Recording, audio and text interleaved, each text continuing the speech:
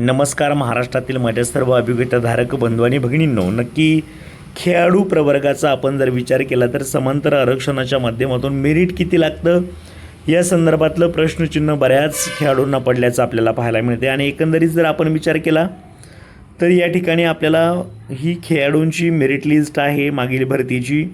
सर्वांनी जर विचार केला तर या ठिकाणी आपल्याला असं पाहायला मिळतं की खेळाडू प्रवर्गाचं देखील मेरिट खूप कमी लागतं. त्या ठिकाणी एकंदरीत विचार केला तर फक्त आणि फक्त 45 गुणांना मागील भरतीमध्ये विदाऊट इंटरव्ह्यू निवड झाल्याचं आपल्याला पाहायला मिळते. फक्त आणि फक्त तुम्हाला 45 गुण देखील असतील तरी तुमची निवड त्या ठिकाणी कट ऑफ तिथपर्यंत खाली आल्याचं आपल्याला पाहायला मिळते. त्यामुळं सर्व खेळाडू बांधवांनी होप्स ठेवायला काही हरकत नाही आहे. तुमचं काम या भरतीमधून झालं पाहिजे अशी अपेक्षा आपण सर्वजण ठेवूया. पहा, अगदी कमी मार्क्स असणारे देखील उमेदवार या ठिकाणी सिलेक्ट आहेत. आणि शेवटचा उमेदवार या ठिकाणी आपण जर पाहिला तर फक्त आणि फक्त 45 गुण आहेत.